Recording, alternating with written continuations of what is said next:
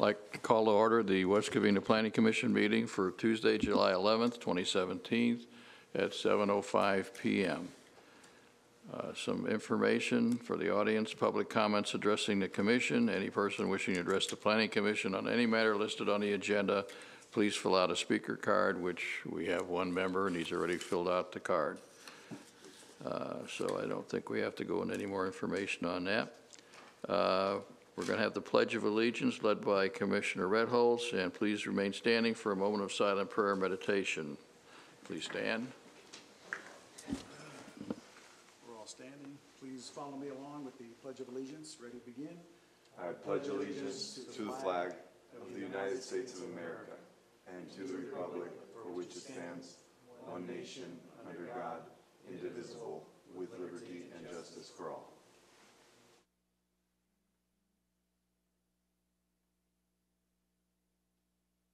Thank you.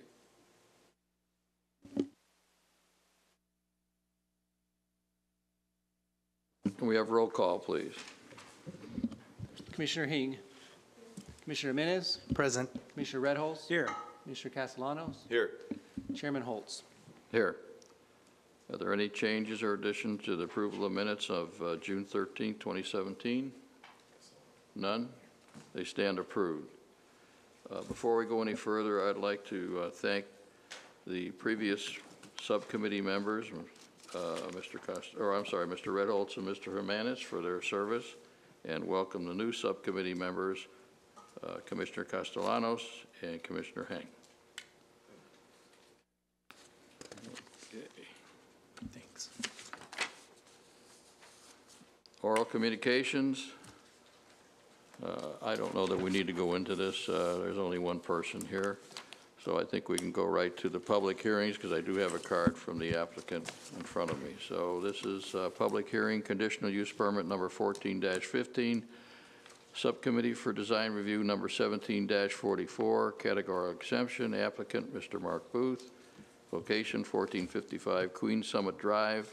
The request is for a conditional use permit for a large home to legalize the remodel of an existing 4,451 square foot two-story home to include a 1,255 square foot three-car garage addition and a 901 square foot single-story addition. The house with the proposal addition would total 6,243 square feet, including the 1,266 square foot garage. May we have a staff report, please? Yes, our senior planner, Ron Garcia, will be presenting that report. Good evening, Chairman, members of the Commission. As you stated, the applicant is requesting a conditional use permit to legalize the remodel of an existing 4,451 square foot home. The applicant is the son of the owner of the house at 1455 Queen Summit Drive. In July of 2014, the applicant submitted a conditional use permit application for the proposed addition. Again, here's the aerial site on Queen Summit Drive. This is an elevation of the existing home. And this is the site plan. The area that is shaded in dark is the proposed addition. The applicant had initially received building permits for a garage addition that included a side entry garage located on the easterly side of the structure. As stated in July of 2014, the applicant submitted a conditional use permit application and plans to modify the garage to a front entry garage and proposed room addition. Since the submittal of plans in 2014, staff has been working with the applicant to revise plans to comply with the development standards. In December of 2016, a 2,167 square foot addition was illegally constructed without the benefit of building permits. Upon being notified by Community Enhancement, the applicant contacted the Planning Department to resume the processing of the conditional use permit to legalize the addition. The existing two-story house was built in 1965. The existing floor plan has 2 bedrooms, 2 bathrooms, a kitchen and dining area, a family and living room, a retreat and laundry room, and a deck. The second floor has 1 master bedroom with a balcony, retreat, 1 bathroom, and a living room. The First addition includes a three-car garage, including an attic, a storage room, 2 bedrooms, 3 bathrooms, and a hall. The applicant is proposing a total of 5 bedrooms. The city's code requires a 3-car garage based on the number of bedrooms. The existing house did not feature a 3-car garage. The proposal includes a 1,266 square foot 3-car garage. There's an existing elevation. As you can see, there's a mixture of rectangular grid windows, windows with shutters that are featured along the front elevation of the home. Oops. Additionally, the applicant has included decorative dormers along the front elevation. The applicant has incorporated decorative elements, including stucco exterior siding, a variety of window shapes, and river rock veneer along the facade of the proposed garage to complement the existing style and architecture of the house.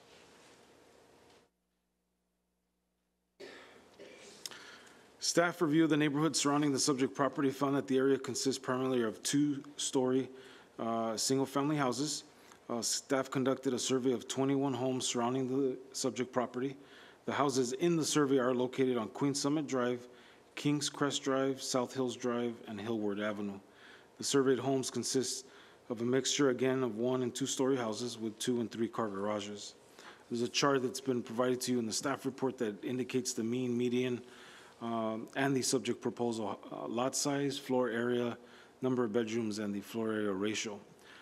The house as proposed would be 1.6 times larger than the average size of the surrounding homes surveyed.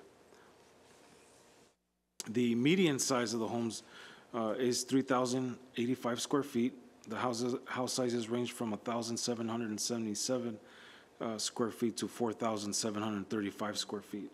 The lot sizes of the surveyed homes range from 10,000 square feet to a little over 20,000 square feet, while the lot size of the subject property is 21,246 square feet.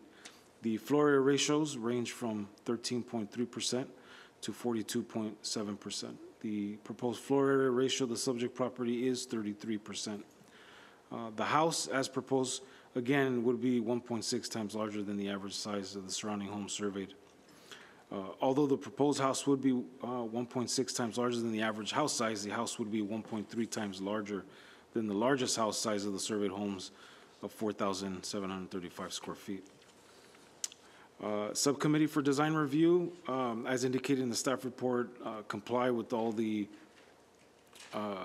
subcommittee guidelines for second-story additions, and the guidelines are indicated in the staff report. As stated, the proposed addition was constructed without obtaining required building permits. However, the applicant has designed the plan in conformance with the required development standards. As previously discussed, the proposal includes a 2,167 square foot addition to the existing 2-story house. The house with the proposed addition will be a total of 6,243 square feet, including the 3-car garage. The surrounding neighborhood, again, consists of 1- and 2-story homes. The proposed house size is 1.6 times larger than the average size of the surrounding homes surveyed, and 1.3 times larger than the largest house size of the surveyed homes. Findings have been made, which have been provided to you in the staff report for the conditional use permit.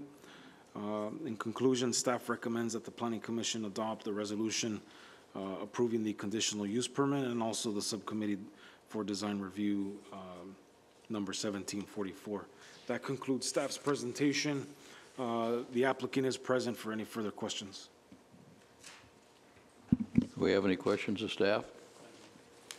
Commissioner Reynolds? Yeah, thank you, Mr. Chairman. Yeah, Ron, if you can help me a little bit understand the timeline a little bit here.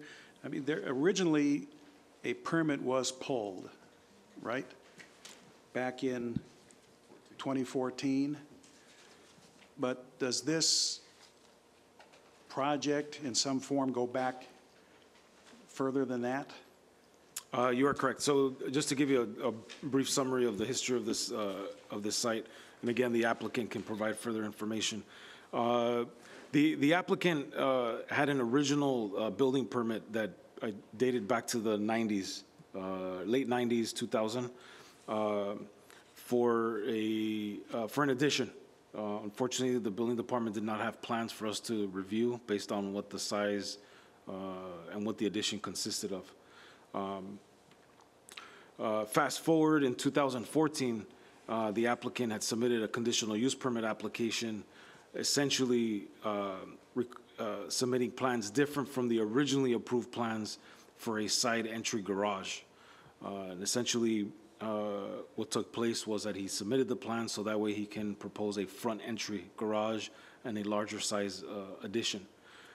And again, that was in 2014, so now fast forward to now, we're in 2017. In this past December 2016, the applicant was cited for illegal construction based on the plans that were submitted in 2014. Since that time that he was notified, staff has been working with the applicant essentially to seek approval for the entitlements for the illegal construction.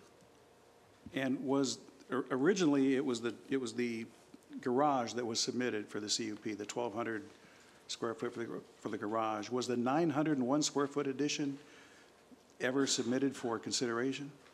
Or is it- Yes, what's before you has largely been consistent with just some minor floor plan clarifications and exterior change, minor exterior modifications. But as far as the addition itself, it has been consistent since he has submitted the application in 2014. And for a certain period of time, the applicant was working with staff to get this done, and then for some reason, maybe we'll ask him, but ceased to do that. But was there some event that triggered him coming back in to, try and? I think the process just started moving along a lot faster once the applicant was cited in December of 2016. In the new year, in January, the applicant resumed the entitlement process.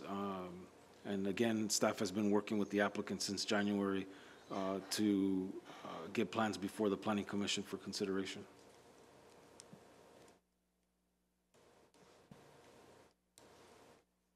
Anyone else? Questions of staff? Commissioner Jimenez.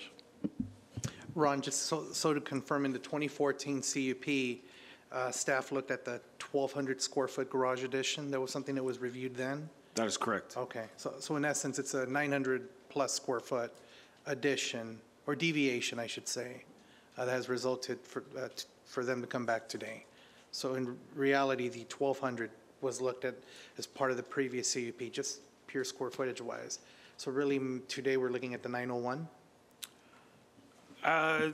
To clarify, so originally there was not a conditional use permit. Whatever was granted in the late 90s did not exceed that threshold for a conditional use permit. Okay. Again, we could not find plans to historically look at what was approved, but I can tell you the code hasn't changed since as far as thresholds. Okay. Yeah, I believe, off the top of my head, I believe it was 97 or 98 that the standards were adopted for the maximum use size. Oh, okay. And so if it was, and I think this might That- predate that. right. So I think that did not, in 96 or whenever they pulled the original permit, they weren't required to get a CUP. Fair enough. Is it safe to assume then that the building permit that was issued in the 90s remained open over this course of time, or was it ever finalized?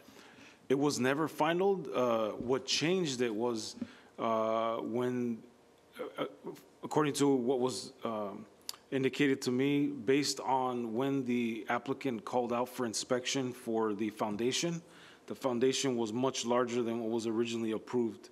So the applicant had to submit plans for that revision.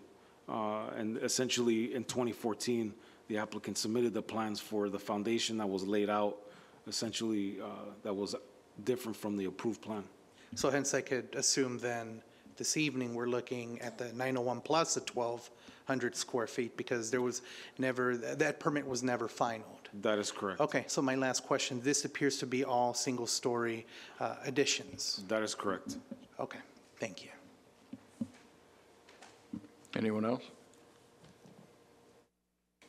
No? Okay. Would the applicant like to come forward? Sure. The only thing I can do is answer any questions that you have, I guess, but the original permits were pulled in 1990. Original permits were for a 1,000-square-foot garage and a 600-something square foot living space. In the time that we pulled the original permits, which were final for everything, but was a mistake by the city's part. So the original garage permits and everything were final. And at that time, our tax base changed to an additional 600 square feet for our property taxes for the following 20-something years. The big hang-up on getting the original building done was Suburban Water had a water main running through the middle of the property. And we worked with all the other utilities when the city vacated their easement for the street use, because it used to be a private street. And they vacated the street. We got all the other utilities to vacate with the exception of Suburban. After some time working with Suburban, and because at the time Suburban couldn't change the water flow to pump water to everything down on Aroma Drive, which at the time was condominiums, some commercial use and everything else. Well, in the time that we got ready to build, they had built the whole development up on Hillside Drive and all that development, so they changed their pump system. So at that time, Suburban vacated their usage of a 12-inch water main. At that time, we came back to the city, who was gracious enough to reopen the existing permits as they were and continue with the construction with the changes that were made from having a side entrance to a front entrance. I'm a general contractor. I've been doing the business for over 20 years. The typical thing is if I change something in the middle of a job, anything changes, then I have to come back to the city, provide any changes through the architect and engineering, explaining what we're doing and that it's okay, pay the difference in fees and continue. That's the way this project went for me. I apologize to staff for making it look like there was something illegal. It really wasn't. We had permits all the time at the time building was done. When I called for inspection, I was told, hey, you got a lot of changes. You need to take your changes into the city and submit them. I was in the process of doing that. At what time I was red tagged. So if there's any questions you have for anything, I'd be glad to answer them. Any questions? What was Commissioner the, thank you, Mr. Chairman. What was the year of, 1994 was the original, I have the original plan. Yeah. The original permits were pulled in 1994. But then you said that Suburban Water and some other utilities, what year are we talking about there? 94. Okay, so. We had permits to build, and then assuming that we were going to be able to get everybody to move their utilities, and Suburban Water says, hey, we have no other way of getting the water down to these areas. So we said, well, we're more than happy to give you an easement to move your water main to the very south of the property, which won't be built on. And they told me that'd be great, but I had to pay for it. And at that time it was $74,000. I told them, well, I don't have $74,000. So through process of, which I'm a contractor, not a legal guy, research, found out that Suburban had never recorded their easements. Went back to Suburban when we were ready to build and said, hey, I need you to move the water main. They told me, hey, we've been over this. I said, show me your easement, and they said, okay, well, of course we have one. They couldn't find it. Well, of course they never recorded it. So then they said, what do you want us to do? I said, if you could, get the hell off my property. So they did. So, if I may continue, so you're saying that you had final, your permits were finaled? Yeah, when we got ready to do the permits, was it 94, Jeff? Or 2004, or 14? 2014, I had a meeting with city representatives. Shannon Yahtzee was the head of Public Works at the time. So everybody in the meeting, Shannon went and got my file, came back and said, hey, your garage is final. And I said, okay, good, end of meeting. I'll see you later. I'll go finish my garage. So he said, no, I'll tell you what we'll do since we screwed up. We'll reopen your permits. You go pay the fees that need to take care of reopening them, which we did, and had existing permits up until the time I got red card. You referenced that the garage was, what about the 901 square foot? Where does that play into all this?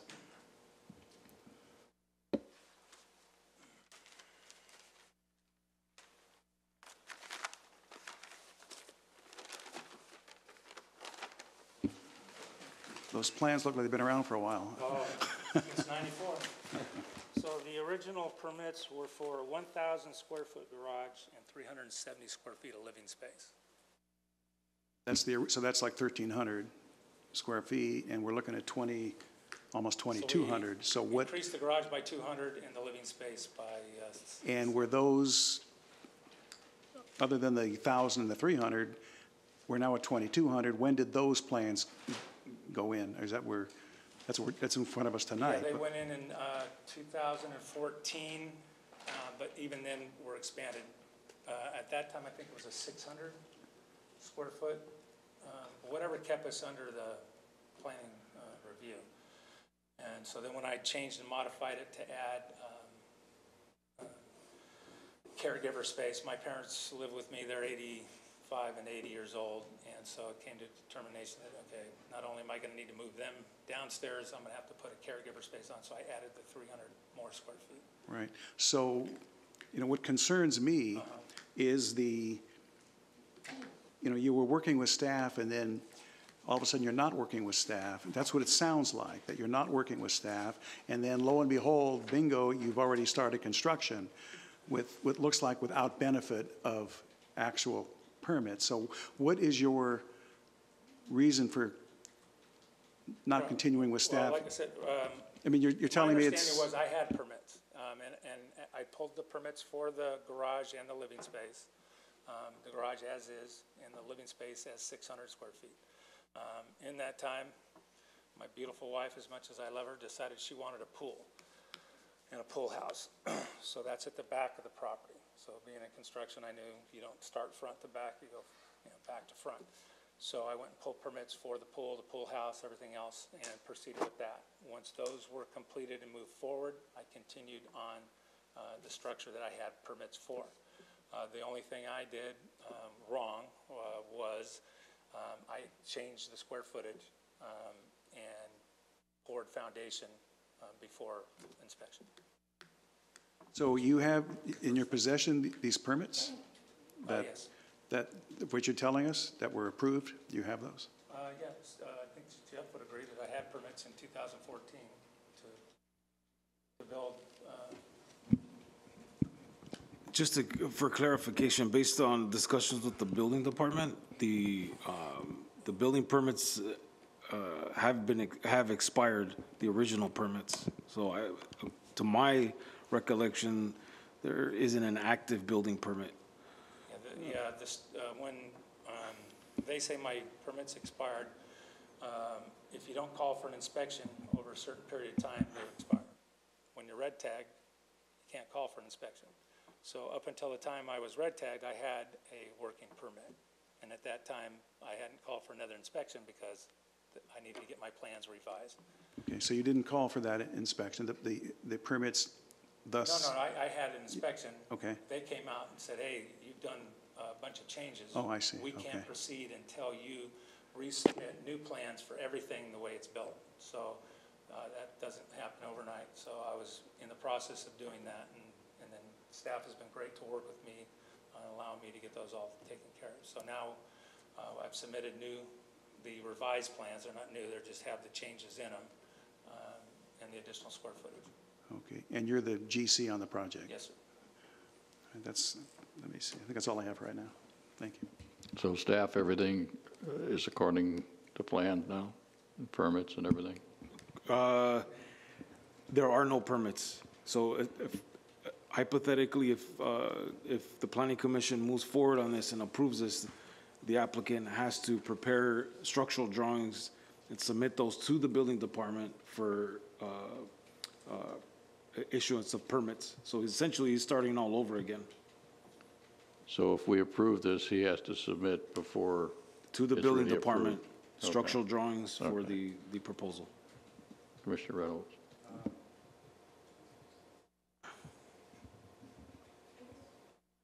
Yes, ma'am. Commissioner Hong? You mentioned that you've been paying tax since 1994 for the additions, for the additions of the room and also the garage as well? For whatever improvements were in the, I don't know exactly how the tax base works, other than you submit for a room addition, and then once it's finalized, the city notifies the LA County or whoever does the tax base. And so our taxes changed at that time based on the additional square footage. So how much is it being taxed currently? Oh, I couldn't even tell you that. Okay. And that's not really a concern. I'm not here to complain about having to pay more taxes. That's not a big deal. My hope tonight is, one, to give you all the information you need to show that we are being compliant and trying to do everything we can to make this move forward in completion, and appreciate the staff's everything that they've done to get it to this point. I would hope that, which I don't know that has anything to do with you, that once we're approved, then to go back to building and say, okay, I need you to just reopen my permits, let me pay whatever the difference is in the square footage that was added, because really nothing else changed other than the amount of square footage that was added. So if we approve, how long do you think it would take you to get all the information? It's in the process. The engineer is waiting on the approval of what we've proposed, so he can final everything. So I would hope within a month that I'm able to submit to building for review. Commissioner Reynolds? End of July. I remembered my question. The applicant referenced suburban water and a couple other factors that caused the delay. Does staff concur with that? I mean, just to let you know that it dates back to before I, I don't even think Ron was alive. the historical information, again, Mark kind of holds that he has the history here with this project. As far as former staff members, unfortunately took that with them. But there's nothing documented, written down, part of the file that indicates any reason other than it just didn't happen, it just broke down? The only thing that we had, that I found record of with the engineering department, is when the street was vacated by the city to Mark, to the property owner. But as, Yeah, which is previous to 94. 92. Any other questions of the applicant? So maybe, Commissioner Jimenez? yeah, let me help me understand this easement issue with the water system. What are we talking about? Was it a water main, a service line that's cutting through the property At the to time, service? there was a 12-inch water main, Okay. which is huge in the aspect of water. Your house is probably fed off a 3/4 inch, maybe 1 inch. So the 3/4 or the 12-inch water main ran not quite down the middle of the property, we pulled permits to build on it, feeling that everybody else would be out. So we'd already gotten Edison to remove their light pole, the telephone company at the time, whoever the heck that was, to write off on their vault, and gas company to abandon their main and cap it off. So our hope was that Suburban would fall right in line. Their problem was they had no other way of feeding. Do you know where Aroma Drive is? Okay, so off of Azusa, you come into Gallister Park off of Aroma. So all that division down there, that subdivision, was all fed from coming through my property. And that was the only way to get water to there at the time. So they weren't willing to move it. They were willing to move it if I paid for it, but that wasn't a possibility at that time. And you were the general contractor during that time? Yes. During your research, you probably came across any information regarding easements recorded against the property that may have placed the restrictions that are typical with utilities such as water, Correct. that may have prevented you from obtaining a permit to No, begin, right? At the time, our feeling was that we'd have no problem getting everybody to vacate their easements and move and comply with it. Like a gamble? No, not a gamble at all. Suburban was willing to move it. Okay. I wasn't willing to pay for it. And then through research, I found that Suburban had no easement because they never recorded it. And when I contacted them and presented them with that, they moved out. Within a week, they abandoned their main and moved out. Okay. At which time we proceeded with the construction. You made a comment about the garage. You said that you came back at some point in time to talk to Sharon. She then, or Shannon, I'm sorry. And you said that she mentioned to you, or here, I'm sorry. I apologize, it's a little bit, maybe I wasn't born during that time. I'm pretty sure you were probably Yeah. 12 too. So So- I had a meeting with Shannon Shannon, Yahtzee, okay, the city lawyer at the time, the mayor at the time, Steve Herford, council member at the time, Okay. Mike Toohey, Jeff Anderson, and there was like two other. okay. So you had important people, I know that, Two but, other people there at the yeah, time. so Shannon, you made a comment that this person told you that that permit was final. Correct. And Shannon's position with the city was, Works Director. would that person be in a position to state that a building permit would be final? Yes, he would have been in that position. I don't know, I don't remember to the detail that Okay. Mr. Booth is, so, but I do know that Shannon did have that ability. He had been the building official before he was promoted to the Public Works Director. Yeah, he had excused himself from the meeting and said, well, let me go get your file to see where we're at. He came back and stated to everybody, oh, your garage is finalled. And then he's like, befuddled, said, so you haven't even started building on that yet? And I said, no. And so, that's when I laughed and said, okay, well, end of meeting, I'll just go finish my garage. So at that time, he said, look, here's what we'll do. You go upstairs, pay the fees to reopen those permits as they were in 1994, and continue with your project under those stipulations in those building codes. There's a lot of moving components. Yes. There's a lot of moving components here, and I'm still trying to digest them. Help me understand, though, with the current set of plans. It's all one story, throwing everything out right now, we're looking at about 2,100 square feet, all single story, correct? The garage is 1,200 and the living space 9, yeah. Okay, on the first floor. Correct, everything's one Okay. story. So there's this large volume, this space above your proposed, or the garage that I'm seeing in the plans, which raised the height to about 23 feet. What's going on up there on that upper level? It's attic space. Okay. So we have multiple families. My parents live with us, my wife and I, several other adults in and out. So we have a lot of things to store, and I'm too old to crawl around in an attic. So I wanted to be able to put an attic in where I could walk in, get the 20 boxes of Christmas decorations, and carry them down the attic access ladder rather than crawl around. So it's an access ladder attic? Yeah, there's no stairs, it's an access ladder. Okay, that's it for me. Okay, thank you. Thank you. Commissioner Redall? The permits that you mentioned that were, you said approved by Shannon, the garage, is that the side entry plan that was Correct. approved? Yeah, the original plan for the 301 square feet of living space and the 1,000 square foot garage Okay, was mistakenly, finalized by. right. So the side entry and everything that's in front of us, that's, because everything prior to this is moot. It's all moot. Everything is brand new right now. So the original garage was converted to living space, which we completed. So that was pulled in the same permit. So that's where the snafu came. He finalized everything on the right side of the building. So everything was finalized there and mistakenly finalized everything. Anyone else? Questions for Mr. Booth? No? Thank you, sir. Thank you very much. Would anyone like to speak in favor of the project? Anyone? Come on up. I didn't write anything down, sorry. Still an opportunity to do that. Would you please fill out a card, sir? I will. Thank you very much. Planning commissions and staff.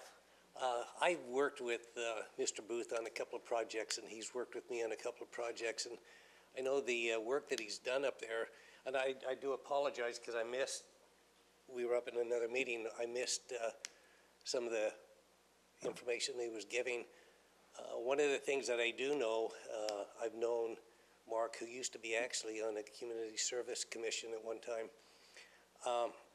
The work that he did up there, I've watched the project being completed, and the footings are bigger than they need to be, the steel. I mean, he's done, not that he wouldn't do it at other people's homes that he's worked on, but it's just, it meets or exceeds all city codes. And anyway, I know he's had some issues with delays and permits and stuff, but I would certainly be in favor of having his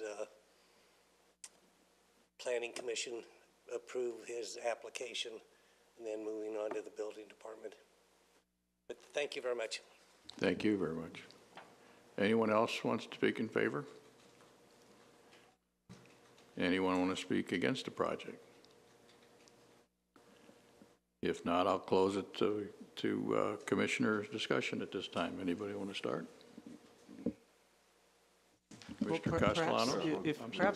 maybe I can make a few comments here before you start, just to, I'm not sure I can, we didn't do an exhaustive research of the history on this, so Mr. Booth, you know, all that may be correct. I don't know.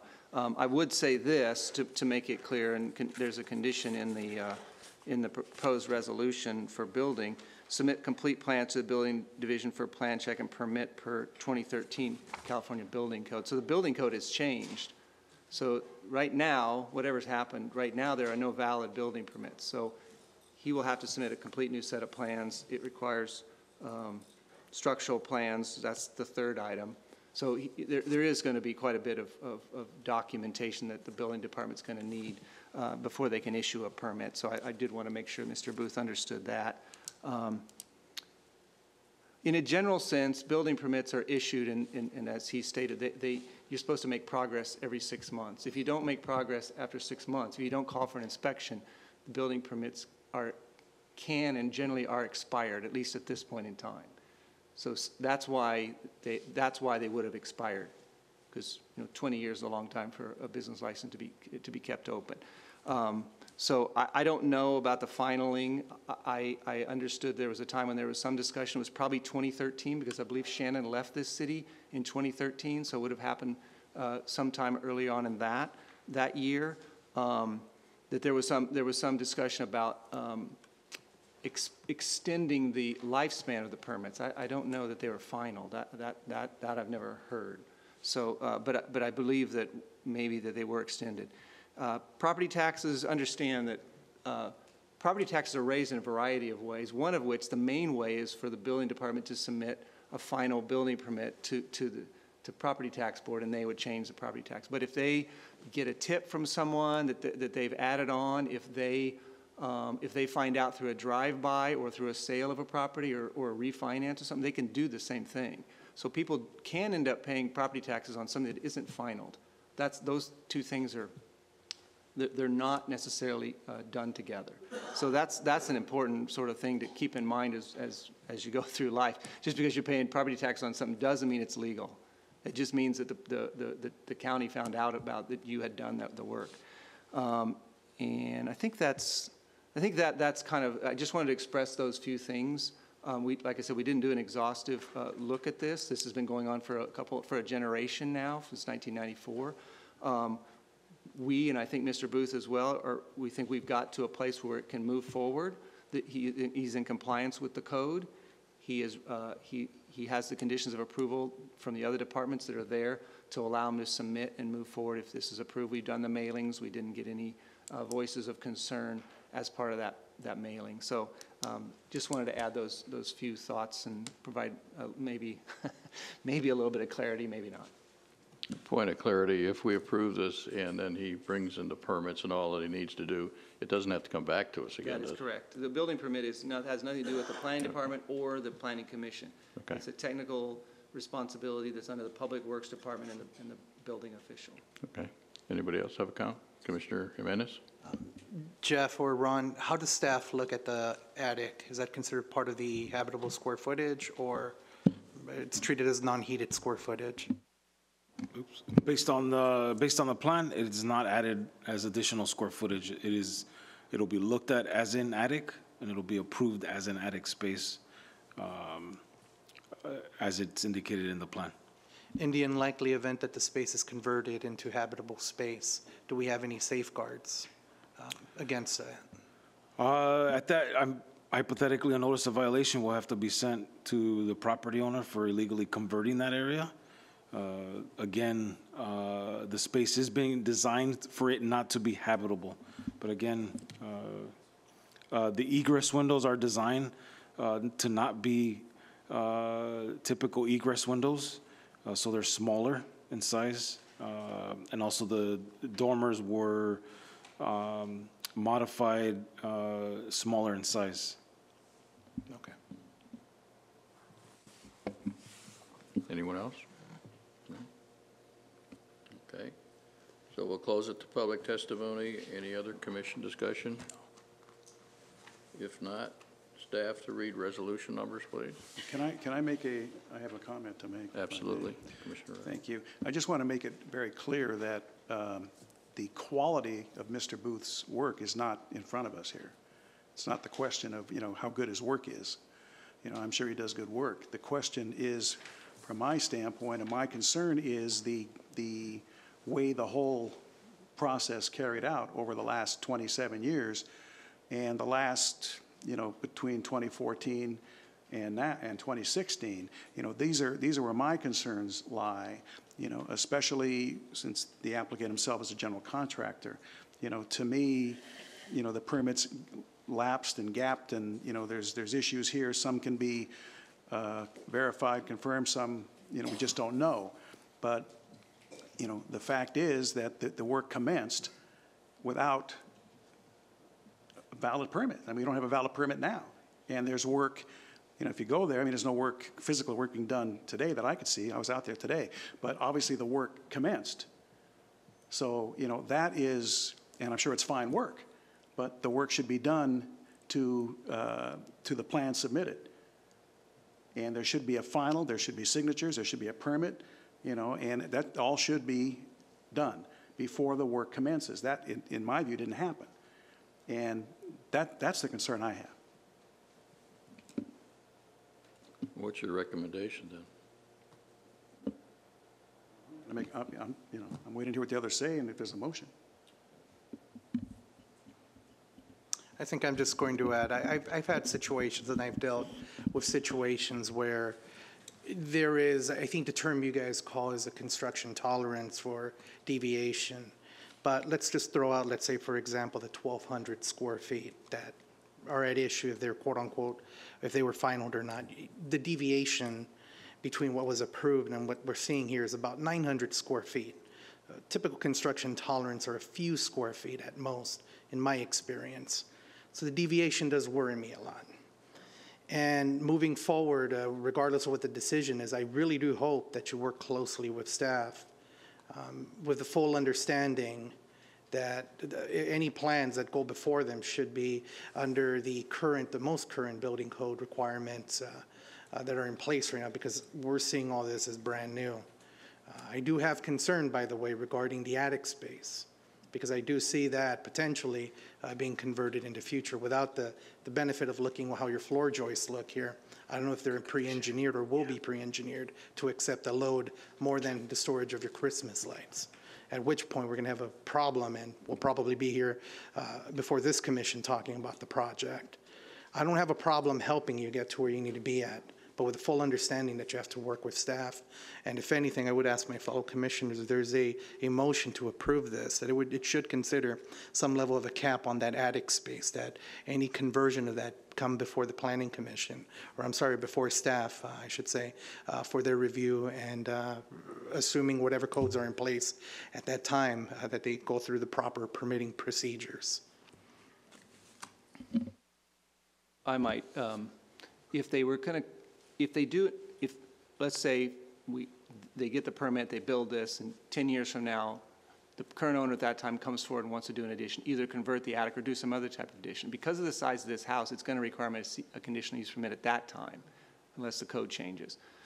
One response to that could be that you could require them to file a covenant on the property that garage, that defining that space as unhabitable space and not to be converted without obtaining approval and permits from the city of West Covina. So that's, if you wanted to make a motion, you could add that on there. I think getting.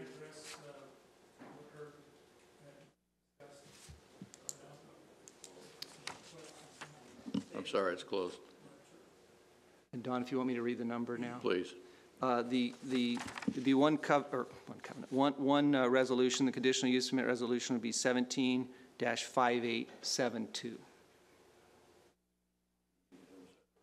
No, there's just one.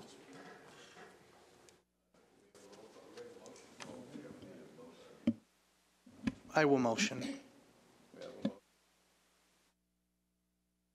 To approve with the added recommendation, as Jeff suggested, to require a covenant be recorded against the property, protecting the attic space to be used as non-habitable square footage. And I'll second that with the emphasis on what my fellow commissioners mentioned. I agree with, the covenant for the attic. I agree with Commissioner Redholt and his concern about the way everything proceeded. I think, you know how to do this, and just as was mentioned by Jeff, there are, some conditions of approval, and we would just ask that you follow those closely for the completion of this approval if it's granted, and also for all future projects. So with that emphasis, I will second the motion. We have a motion by Commissioner Jimenez and a second by Commissioner Castellanos. We have a roll call, please. Let's start on the right this time. Commissioner Castellanos. Yes. Commissioner Redholz. No. Commissioner Jimenez. Yes. Commissioner Hing. Yes. Chairman Holtz. Yes. Passes 4-1. These actions are final unless appealed to the City Council within 10 days. Okay, what takes us to non-hearing items, study session, code amendment number 14-05, case entitlements. Study session to consider potential municipal code revisions. Who will handle this? Mr. Anderson? Mr. Anderson will be pretending. Mr. Anderson, please. I'll be handling this. I just handed out an email we received from a resident who had some comments on this item as well as item number 6. So that's why I wanted to hand them out before I started this discussion. This is Code Amendment 1405, and it was originally initiated on September 23rd, 2014 by the Planning Commission. So it's not quite as old as the previous project we worked on, but it's been going on for quite some time. It was initiated at the request of staff because there's a number of technical issues we wanted to try to address. Some of those issues were noted by staff, some of those were raised by our city attorney, and others have come up since 2014 when the issues was first raised. On May 9th, we had a study session, and we covered 13 potential code amendments or changes to the code. I'm not going to go through those item by item. Those are found on page 1 and 2 of the staff report and numbered 1 through 13. Tonight, we are only going to be looking at 4 of those. And I apologize, I don't have a PowerPoint presentation. There's really only one discussion point that's, I think, one that has multiple issues to discuss. But we're going to be looking at 4 items, and those items, as we had them numbered last time, are number 1, number 6, number 8, and number 13. So I will not call them by number anymore, but I'm going to go, if you're following along, you might want to go to your attachment 1. Attachment 1 is the chart, and there are 4 pages to that chart with one of those 4 items on each page.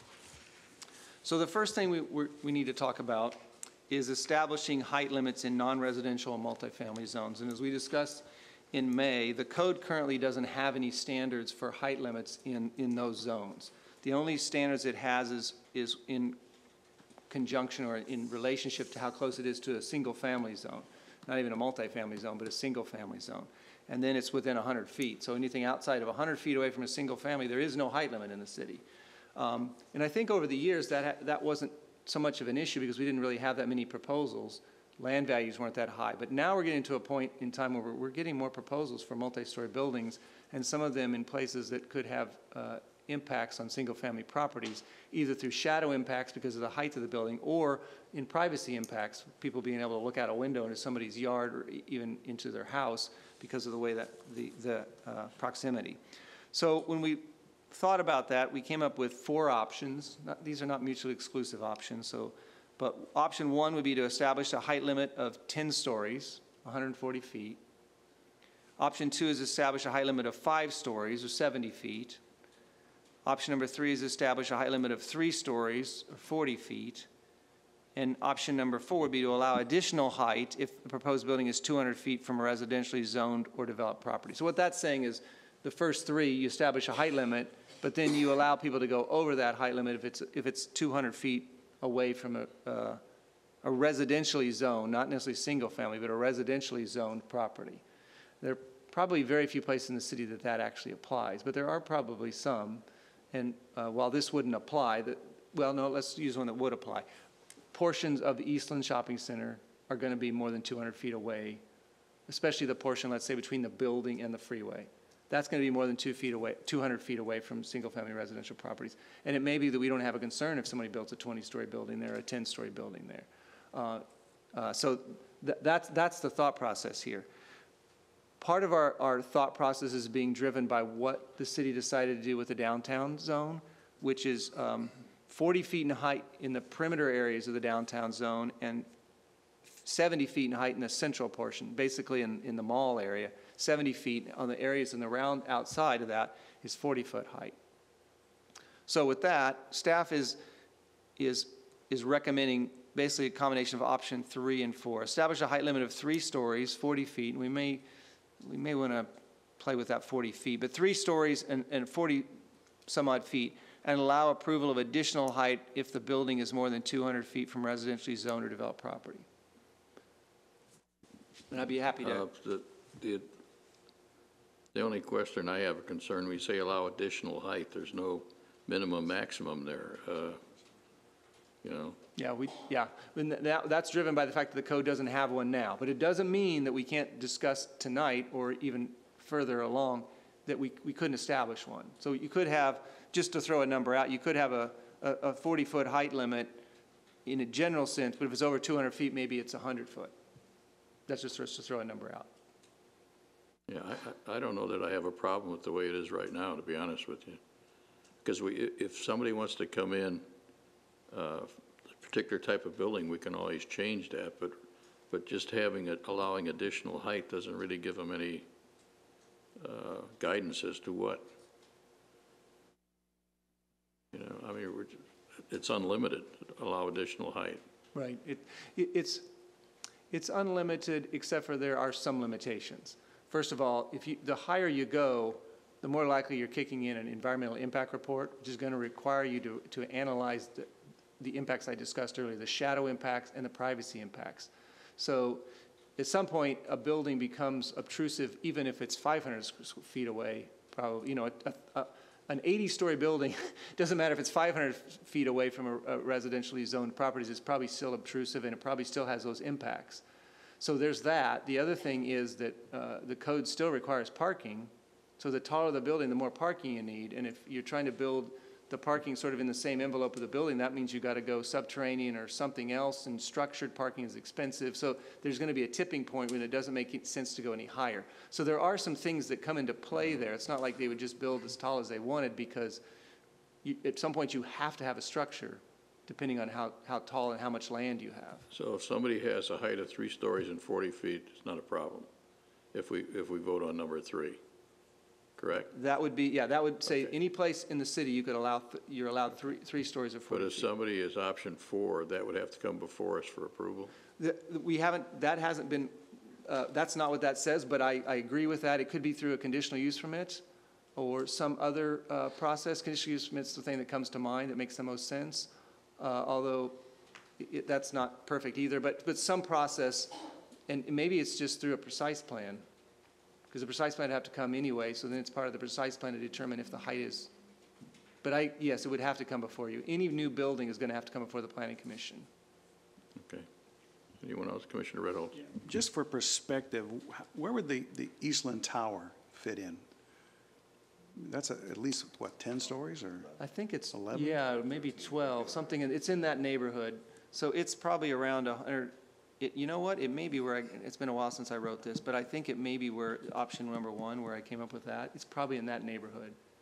10 stories, 140 feet. So if we approve one, could that be built under, Under which one? under, Under the recommendation? yeah? Under the recommendation, it probably could because it's probably more than 200 feet from a residentially zoned or developed property, at least at this point in time.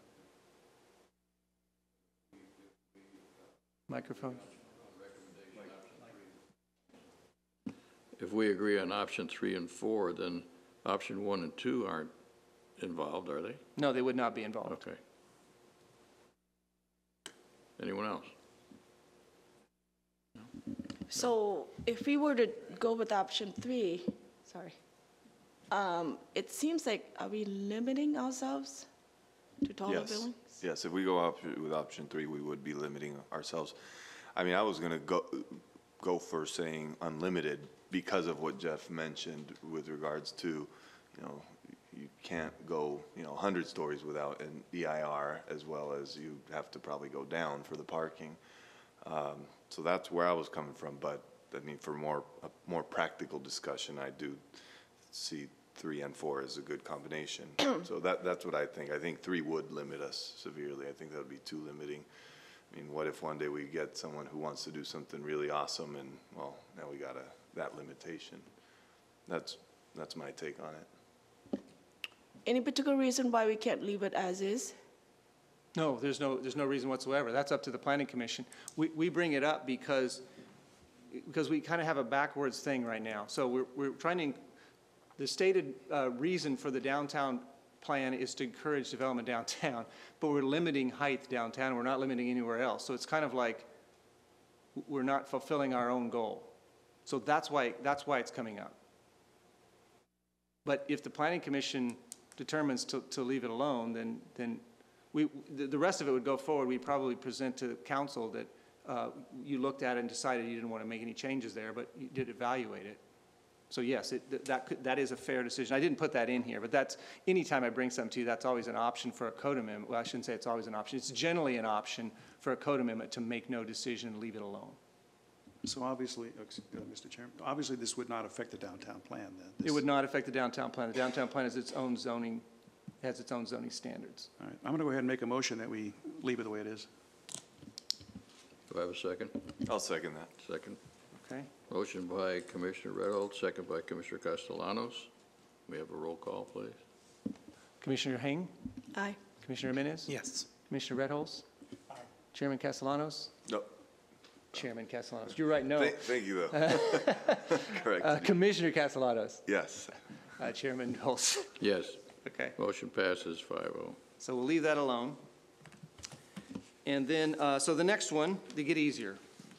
The next one is to modify expirations for case files from 1 year to 2 years. So as you recall, when, such as the one we just had, the conditional use permit was just approved, it has a 1-year term. If they don't act upon it in a year, then it will expire. We talked about extending that to 2 years, and I think that it was generally agreeable to the planning commission to do that. So the question isn't that. The question tonight is to allow approval for 2 years plus 2 1-year extensions, or allow approval for 2 years plus 3 1-year extensions. Currently, it's 1 year plus 3, so it's 4 total years. So option number 1 would continue that, 4 total years, where option number 5 would give them 5 total years. So option 1 is a total of 4 years. Correct. Okay. And that would be our recommendation, because it's not changing the total lifespan of a project. It is just changing the amount of time it has to be brought to the planning commission for extensions. Any discussion? I'm prepared to make a motion if there's no discussion. Commissioner? I like option 2, I think. The reason I I'm gonna play devil's advocate here, Sheena. The reason why I like option one more is it's less administrative work for staff, but yields the same result. So I like option one. That's my take. So, and I'm prepared to second Commissioner Redhold's motion. Without even knowing what it is, I like that. Commissioner Jimenez? Oh, I thought you were going for one. Okay. Commissioner Manning? No, I was just going to continue that. It's probably best to keep it at 4 years, because if we start to extend these things out for 5 years, and we have open projects for 5 years, we may end up with a situation similar. The Sorry, right we had out flies here. are buzzing around here. They should have bathed earlier today. I can see these projects being dragged on much longer, so I think the 4-year is perfect for this, in my opinion. I think we have a motion for I'm gonna- option one. Not yet. I'm going to Not make yet. it now. Okay, I'm going to make a motion for option one. Second. okay. Recommendation option one by Commissioner Redholz, second by Commissioner Jimenez. May I have a roll call, please? Sure. Commissioner Hing, Commissioner Menace? Yes. Commissioner Redholz? Aye. Commissioner Castellanos? Aye. Chairman Holtz? Aye. Motion passes 5-0. Okay.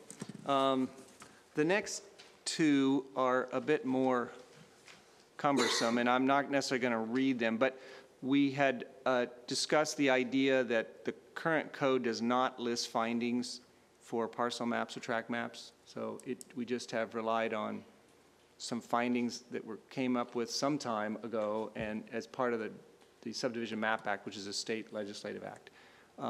We worked with the city attorney, and you'll see on the left side there under discussion is the existing findings, and the ones on the right side are the proposed findings. So I'm just presenting these. If you see anything you have a concern about, let me know.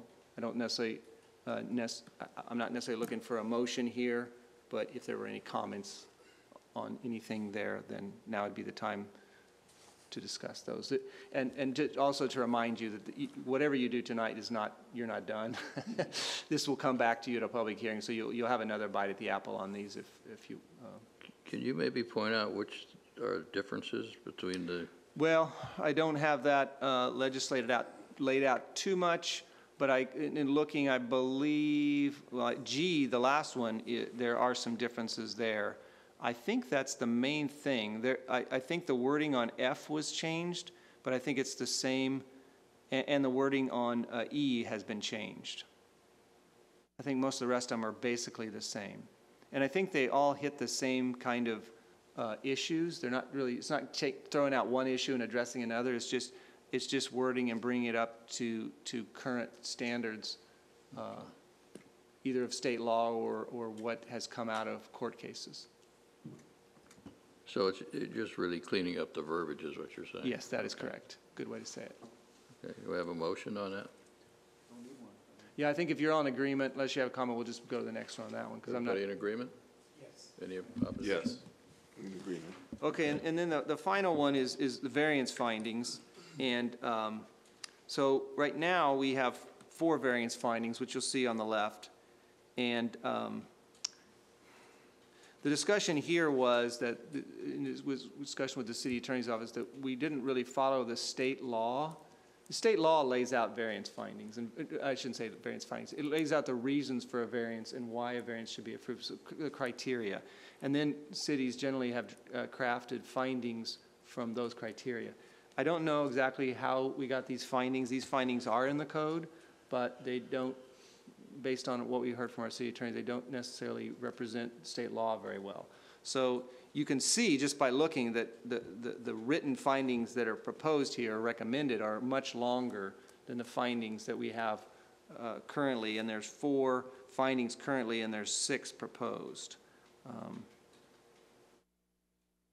I think F is basically a brand new one where it talks about this does not authorize a use or activity which does not authorize currently.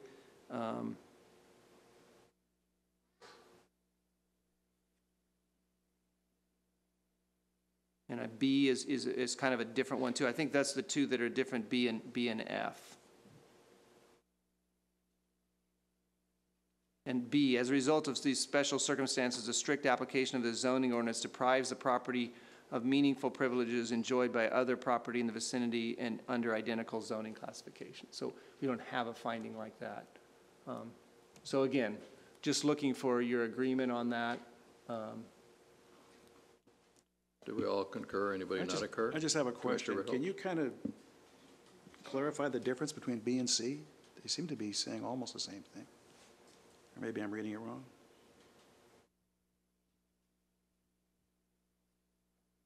Well, they would be similar.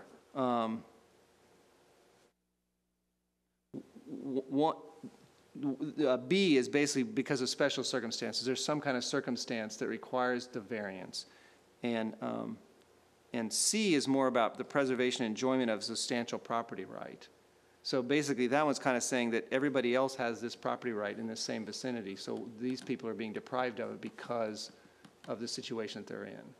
They are very similar, but there's... They're being deprived of it because of B, basically. And I think there's an argument for that. And, you know, to recommend approval or for the Planning Commission or City Council to approve these, they have to meet them all.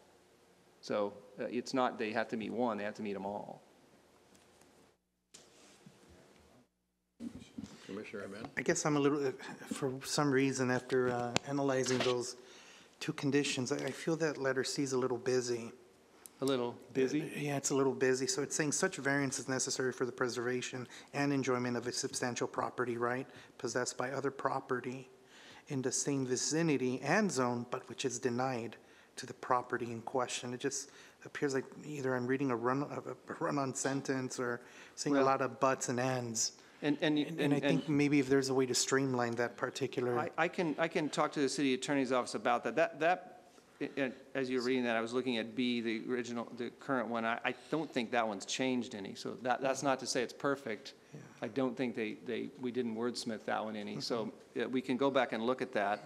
And when we bring this forward, we'll have the city attorney's office here to represent, so we have maybe a better conversation about the distinction between these things and why it's important to have them in there. It's just the word denied. It's written more in. It's not an affirmative word. Right. I guess I can see some sort of challenge misuse as we start to make that finding in the future. Is C added per state, or is it added something that?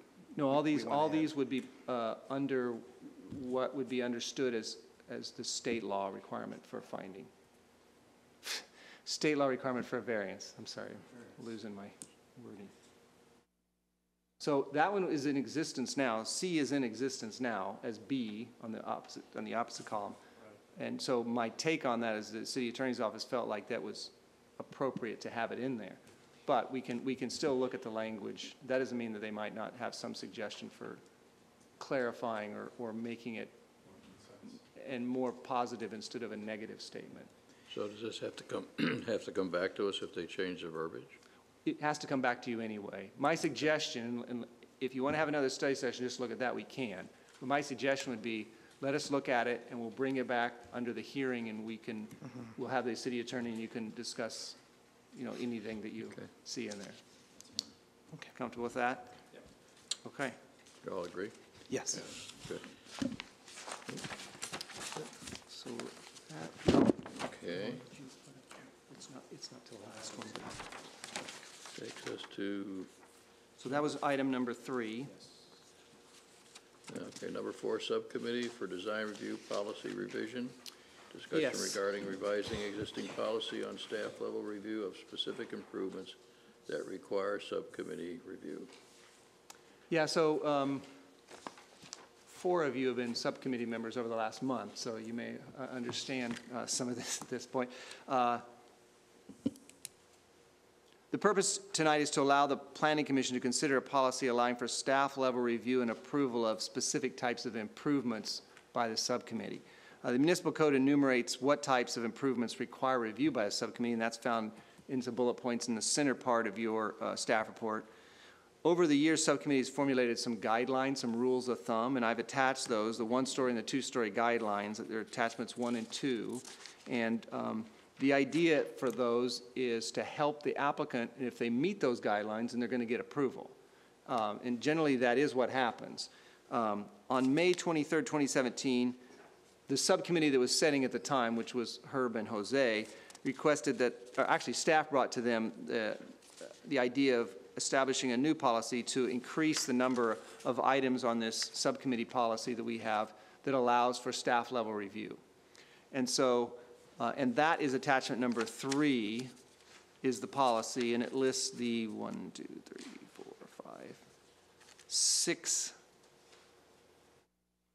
5 items that are allowed under that staff level review now. So if we get one of those type of items, we take it in and review it, we determine if it meets the guidelines, we go out in the field and take a look. If everything looks good, then we will approve that at staff level without taking to the subcommittee based on this policy. The discussion that was had on by the subcommittee, the previous subcommittee, is adding something to that list that is additions to the rear of an existing single-family residence where the roof or portion of the roof is visible from the public right-of-way. So that may seem a little bit, I don't have any pictures of one of those, but basically you have a house and maybe it's got a narrow frontage or a width so that the rise and run, the roof pitch doesn't come too high, but behind it they're adding a larger size and the roof pitch is going higher. So the addition on the back has a roof pitch that goes to 15 feet. The house on the front has a roof pitch that goes to 12. So now from the front yard, I can see the top of that roof. Well, we've kind of been bringing those to subcommittee, and the subcommittee kind of looks and goes, okay, what do you want us to do about that? So the thought is that doesn't need to come to the subcommittee. Staff can review it, make sure it meets subcommittee guidelines, and if it does, we approve it. A lot of times those are approved in a week or two. Sometimes within the week they're submitted because we can do that fairly quickly. So if we bring this to Planning Commission, because although there are 2 subcommittee members setting, we want all the planning commissioners to be involved in these discussions because it does rotate on an annual basis. So we don't, and also this is a much more transparent setting for the community to see where the decisions are made and it's recorded, and we have minutes that describe that. So those are the reasons why it's before you tonight. We don't have a resolution, but we would like to have a motion and second and a vote to add that to the policy. What, just out of curiosity, what is the allowable sticking up or height above the front of the house? Is there any? Well, there's none right now. I mean, So technically, you can only go to 25 feet high. Right. Most houses are at least 12 feet high, so theoretically, you could have something sticks up 13 feet, but most of the time, we're talking about something that sticks up 2 to 4 feet, probably. That's right. Yeah. So this would allow you to say yay or nay, or, okay. Yeah. All right. So we want to make any? Mr. Chairman, I'll make a motion to adopt the policy revision. Do I have a second? I'll second that. Okay. Motion by Commissioner Redholt, second by Commissioner Castellanos. May I have roll call, please? Commissioner Hing? Commissioner Menez? Yes. Commissioner Redholz? Aye. Commissioner Castellanos? Aye. Chairman Holtz? Aye. Passes 5-0.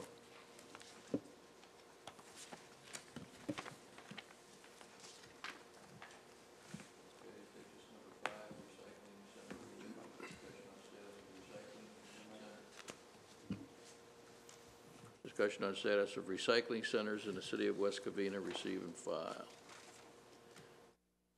I believe staff has gone out and reviewed these locations. Yes, the Planning Commission on February 28th requested that we do kind of a survey and bring back some information on the number. I think at the time we were reviewing one of the administrative use permits that had been pre-approved the year or so before. Right. And so kind of the thought was, well, what's out there? And to ensure compliance and to set up a protocol, the Planning Commission wanted to do a periodic review of the recycling centers. And I provided you some background of what the municipal code requires. Basically now the municipal code requires an administrative use permit for a small recycling center. And we don't, as far as I know, we haven't had anything in the city but small recycling centers, the little ones that are generally in front of grocery stores or near grocery stores. So staff worked with HDL. HDL is our consulting company that does our business licenses now, to obtain a list of all the businesses in the city that had a business license, an active business license for a recycling center. We found 3. I thought there was 2, but we found 3. The one that I wasn't aware of, I had been aware of it in the past, but it's Replanet, and it's on 777 South Glendora Avenue in the Vaughn's CVS Shopping Center. There's one there? There is one there, yeah. That's located on the corner of Glendora and Cameron. The facility's been in operation since 1998. Really? It's to the side of CVS.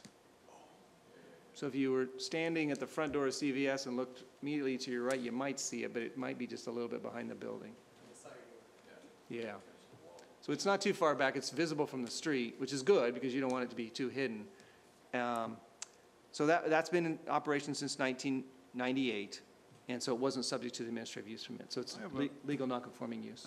Isn't there one at the Stater Brothers on Amar near, where the Rebel Yell is? I think there used to be. Is it gone? Like 20 years ago.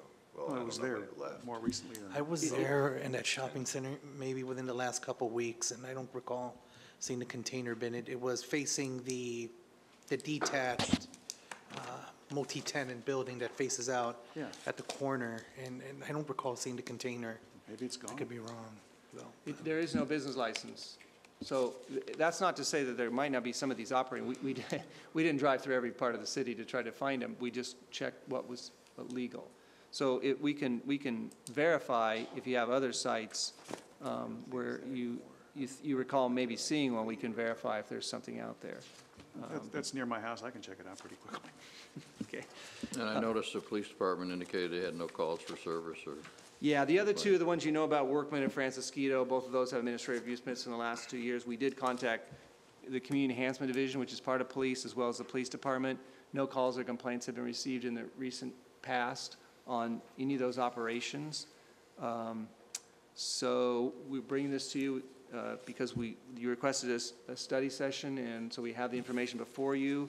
We're just kind of recommending receive and file, just so you have the information. If you want us to do a periodic review, my suggestion would be maybe if you see an issue, then we do a review, but not try to do a periodic review. It's just hard to keep up with those, with all the other things that are going on. Or if we get some complaints. Yes. Right. My comment on that is I'm pleasantly surprised that there are no issues here. I mean, no issues of no complaints, no violations, everybody's happy, no residential complaints, no police complaints, nothing like that. But I don't know do we want to establish an annual review or just leave it open? Well, there's only 3 locations, so it wouldn't be that much of a burden to do that. I mean, I still have concerns about the operation of some of these. I mean, we've got history with, maybe not necessarily with these 3, but we have a history with them over the years, and I hate to just not have any review scheduled. I'll make a motion and see how it goes. All right, I'll make a motion that we do have an annual review of recycling facilities in the city. And we're saying who does the review, staff? No, Dario and Sheena. Yeah, I'm going to make a motion. Well, I was gonna say, I'd be happy to go with you if you. Oh, I'll be happy to do that. Sure. I mean, Well, I think. Can we do lunch? Well, we don't have a problem with doing that. It's not that difficult. I did neglect to mention that our staff member went out there and looked at them too. That's why we came up with the conclusion that they seem to be in compliance with the conditions of approval. And they all seem to be clean. We can do that. It may be one of those things where you may need to prod us at certain times depending on how things are going. We can try to set it up on a schedule. The best way to do that is try to set up on a schedule where sort of it makes sense, where it's going to be in front of you. Like Earth Day, maybe? Yeah, maybe Earth Day. I was thinking beginning of the year, but maybe let us think about that a little bit, and then. It doesn't matter whenever it works for Yeah. staff. I'm just saying that I think we should have an annual inspection in place. Or should that inspection, I assume, would be for all 3 at the same time? Yeah. So what I would, I don't think you'd want to do it any other way. It needs to be all 3, and I'm not sure an inspection is the right word, but a review. Review. So we would inspect as part of it, but it wouldn't be an inspection where we're, got the white gloves out. We'd be drive by and we would provide a report like this about what we found. And then the commissioners can discuss if they've seen something different. And every time we would do that, we would also get information from the police department and community services as well. How do the rest of the commissioners feel? I made a motion, so I don't know if there's going to be. That's, I'm looking for a second. Is there a second? Yeah, I'll second that with an annual review. As Jeff mentioned, we could also kind of bring problems to light on our own. And the only addition would be, I mean, I don't care about the date, but Earth Day would be a good one to, Yeah, easy that to might be a remember. good one, though. Might cause you to remember it, that's the Yeah. thing. So I'll second it with that. Okay, motion by Commissioner Riddle, second by Commissioner Castellanos. Roll call, please. Commissioner Hing? Commissioner Menace? Yes. Commissioner Reynolds? Aye. Commissioner Castellanos? Aye. Chairman Holtz? Okay.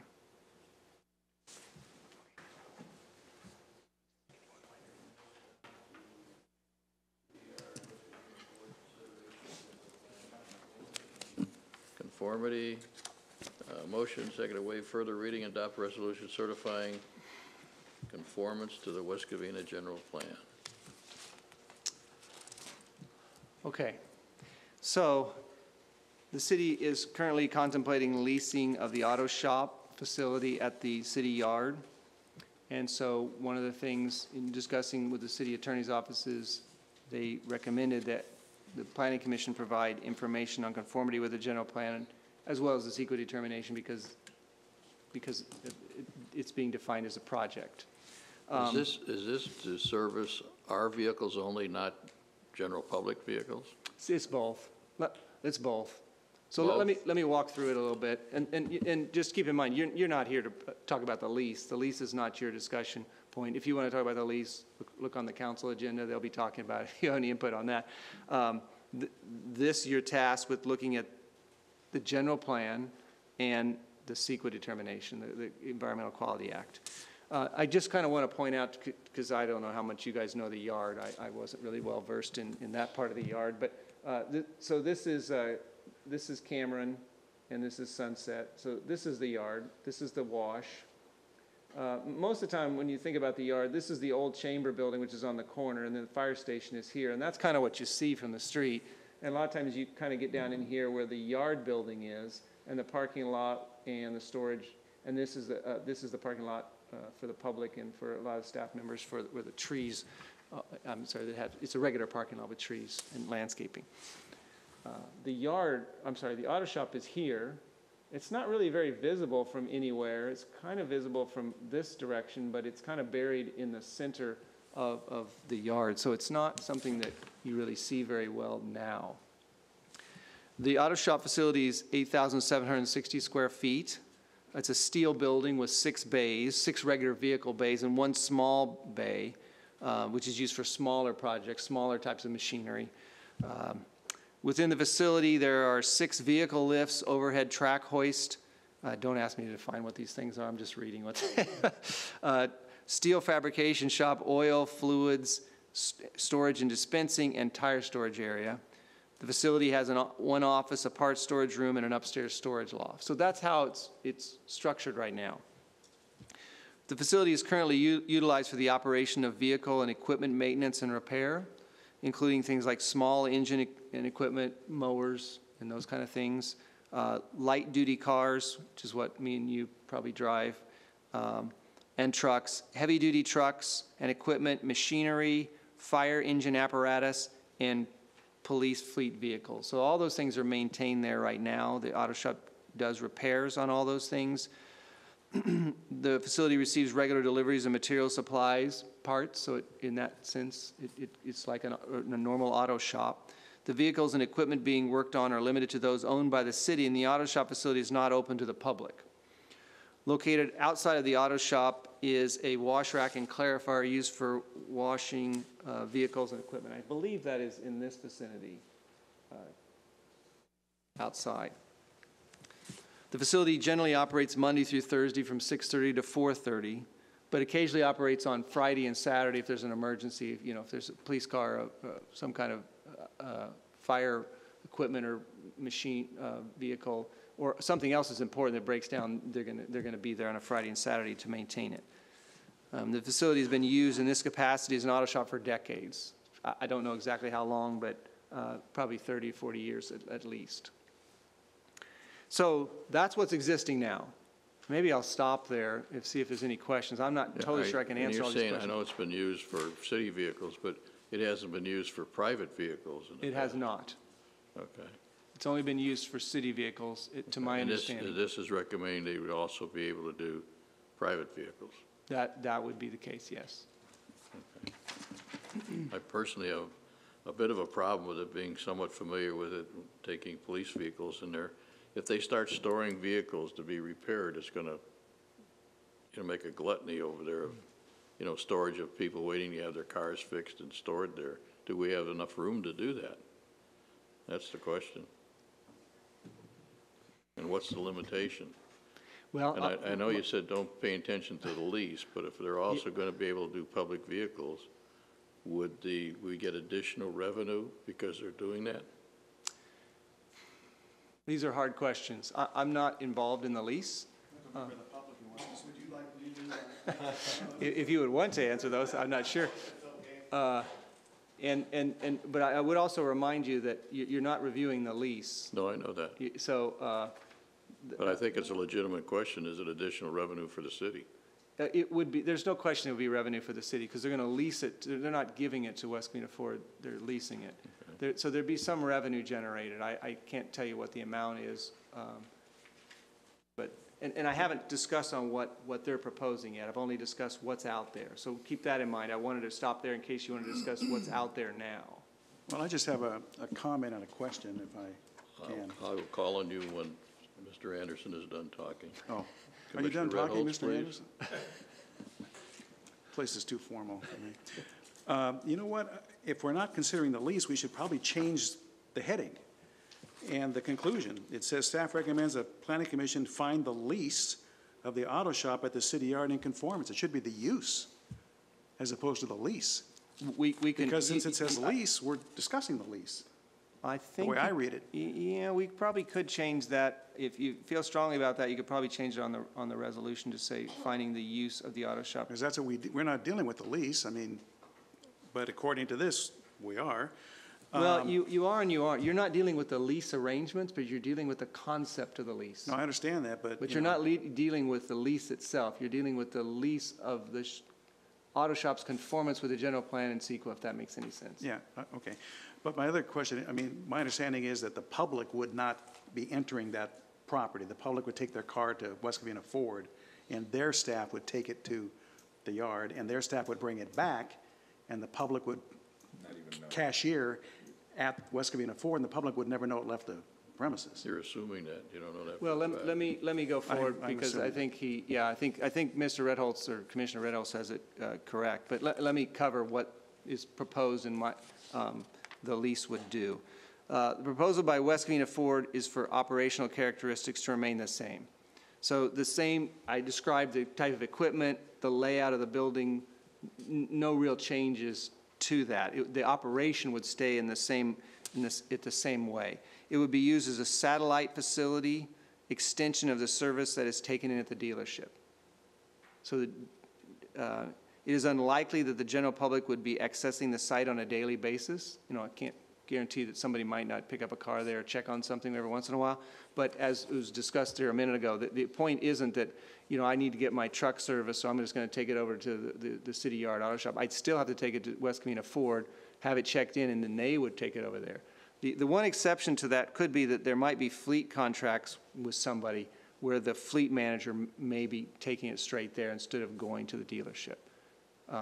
But that wouldn't be a normal private party. That would be for a company or a organization that had a fleet of vehicles. The building would continue to have the office, part storage room, and storage.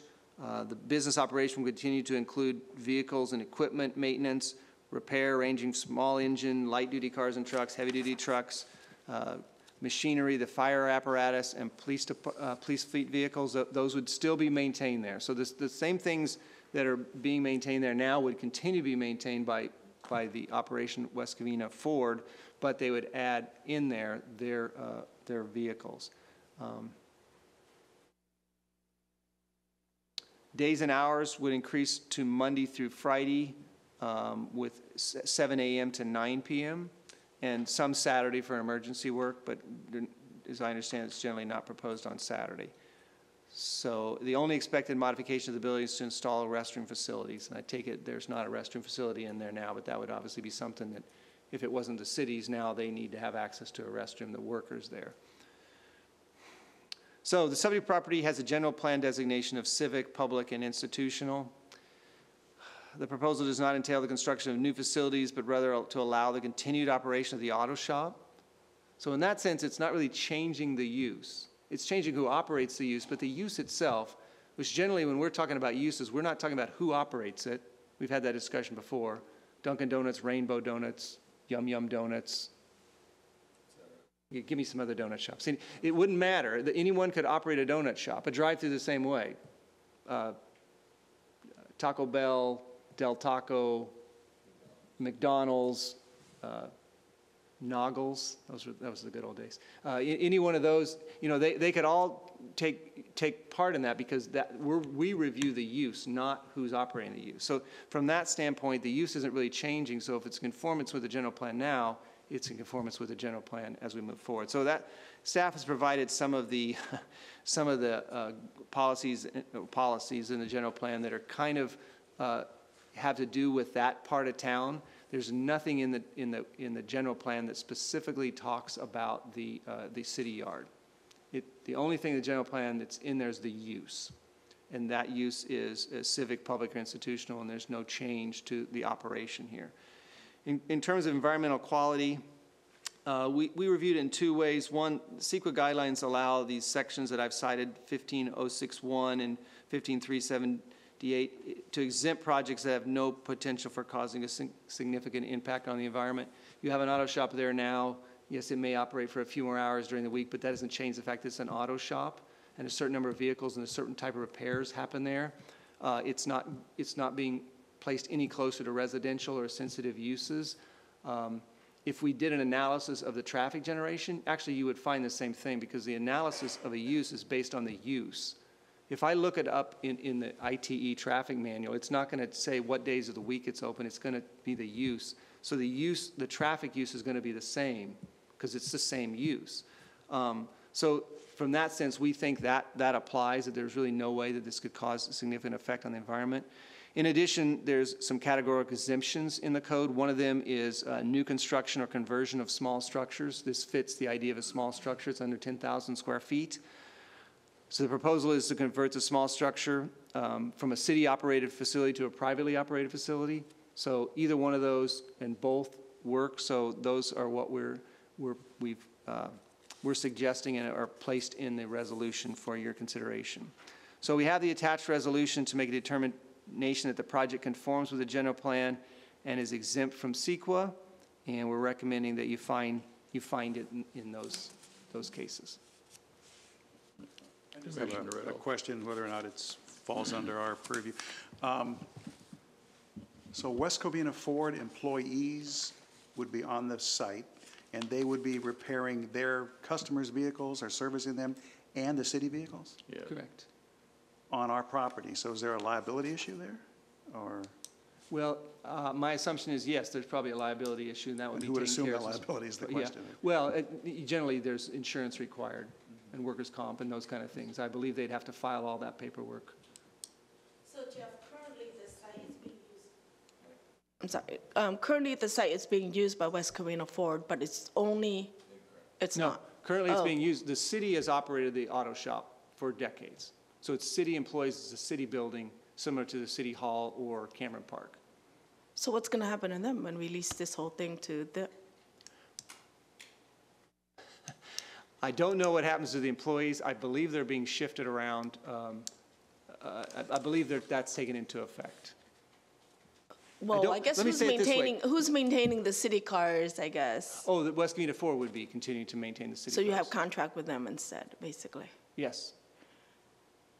As I understand, there's no one being laid off by this.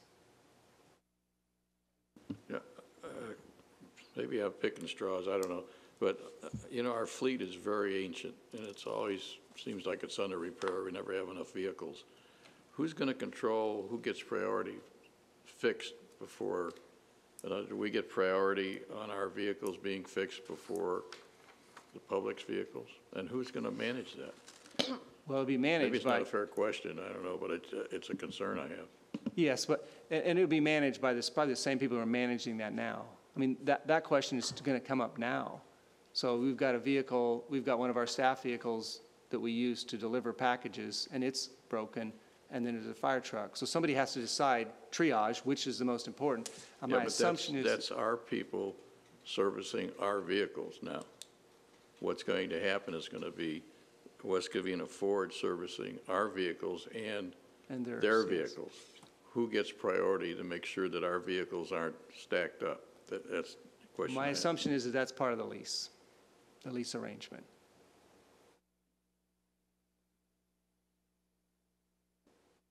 Mr. Castellanos. That was, well, kind of along the lines of what you're thinking and Commissioner Redholter thinking that, I think that falls outside of this, but I have the same concern as, will the shop manager abide by the priority of city vehicles, which I'm sure, I trust the council has worked that into the lease. And that's how that would work, right? The details of the lease that the council's going to negotiate is going to dictate all the requirements to make sure we don't hurt ourselves by making this change. Yes, and my assumption here is that there's ability for the city to get out of the lease if something doesn't work out correctly. I mean, Right. I don't think it's probably a long-term lease. It's probably, well, I shouldn't say because I haven't been privy to the lease. Yes, I am definitely And we do have members curious of the about public here, and details. if you wanted to open it, I mean, you should open it up if think any we item should should be opened open it up up, when the yeah. questions are done to staff. Well, you're asking us to vote on something without knowing what the conditions of the lease are. That's kind of, I just want to make sure our vehicles get priority over the public's vehicles, especially if you're talking about fire equipment and all that we're so Yeah. short of.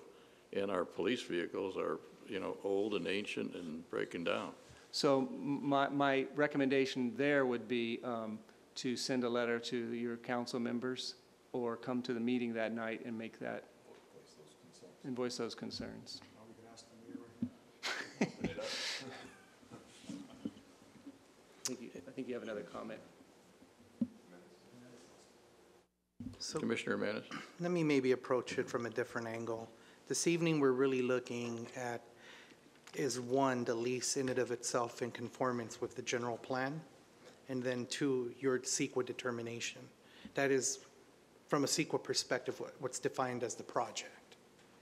Is one, is that lease in conformance with the GP, and then the CEQA determination. There's some valid concerns related to the use of the property, so forth. So then moving forward, and I think I looked at Mr. Torres's concern that they may have concern related to the CEQA exemption. I think the exemption that was used is a no impact, no quote-unquote project exemption. My recommendation probably would be to use one of the more beefier exemptions, if anything. If the idea is that, one, the facility is pre-existing, I'm going to assume that it may not or will not require any extensive modifications to service Ford of West Covina's vehicles. My thought is to maybe look at it more from like an infill exemption, because I believe it may allow for the use of the property in its current condition, even though you have a pre-existing condition. And I believe there's also an exemption, and again, had you told me earlier today, I would have brought my CEQA handbook, and I could have outlined all those potential exemptions. But I believe, or I recall, that there's one that solely focuses on quote-unquote lease agreements as being the defined project under CEQA. And so that action is locked in addition to the potential conditions that you've provided. There may be concerns with the current exemption as written, in that there's quote-unquote no project. Well, keep in mind that Or I'm sorry, there's no impact. there's two. So we used what's commonly referred to as a belt and suspenders approach. Yeah. So if you lose a belt, you still got the suspenders. So the one you're citing is the no impact, but the second one is a categorical exemption Yeah, as new construction or small structure. Now, we did work with the city attorney's office. I'm not aware, we didn't find one about leases. the conversion, it assumes that there's some level of impact when you use the word conversion. And that's, I think, my line of questioning. Are there any proposed modifications to the lifts, to certain chemicals, equipment that they need to bring in to service certain types of Ford vehicles? These engines now, they're like sealed units. It's not like the old days where I can put my hands down the hood and work on these cars. It's very specialized equipment. So in using that exemption, the thought or the word conversion is what's jumping out at me, and that could be the impact. When maybe the thought process is that defining what the project is before us this evening is actually the action of conformance with the general plan, as well as compliance with, primarily that, it's really defining that the project is in conformance with the general plan. I guess that's what I'm trying to say is the project that's before us this evening from a CEQA perspective. The project is the lease. Well, no, I don't. From the The city. lease is out of our hands. From the city attorney's project. office, the project is the lease. And then we have to determine that the project is in conformance with the general plan and complies with CEQA. For purposes of CEQA, though. So then, to be correct, from CEQA, what's being defined as the project is the lease. Correct. Okay. Let me chew on that for a minute. I think I have concerns with that. Yeah. Well, no, it's the lease, yeah, it's the use and the lease, yeah. So would lease/use be a better way of describing the project? We could. Because we're not dealing with the details of the lease. I didn't bring the city attorney office here because wasn't sure that we were going to need them. Throw you this curveball. But I don't know that they would have a concern with lease use slash.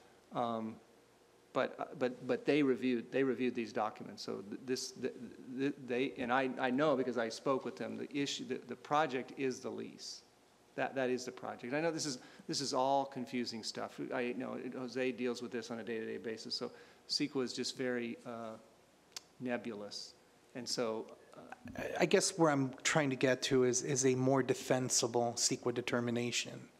Because it appears that there may be a challenge on the CEQA determination. And what's the worst case that could happen as a result of all this? We have to go back and do an initial study or something along those lines. I just think there's a way to beef up the CEQA exemption here.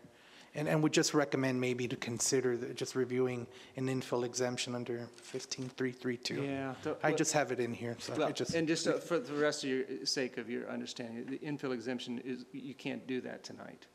So. we can't make a recommended. I don't think you can. I think we've got to do some more. I think with the infill exemption, we'd have to look at that. I'd want to talk to the city attorney's office. I believe there's some other paperwork you have to do with an infill exemption. Okay. I'm just trying to answer the question that I see Mr. Torres raise here. At the end, someone else can convince me. I guess my question is, this particular garage certainly currently have 6 bay, and are we only using, let's just say, assuming 2 bay and the other 4 is not in use currently? No, all 6 are in use currently. A lot of vehicles within the city. I mean, So I That's guess not if to 6 say are that- being used, then why are we leasing? If it's maxed out already. I'm just curious. I think you may want to open it up to public input. You're supposed to open it up for public input anyway. That's sort of requirement of any item. So I would suggest doing that at this point. You may be able to get. You've got 2 members of the public.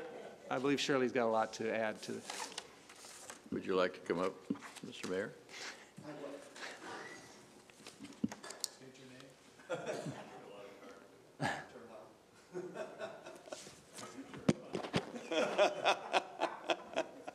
Corey Warshaw, Mayor, West Covina, and resident. In regards to the 6 bays, there are 6 bays.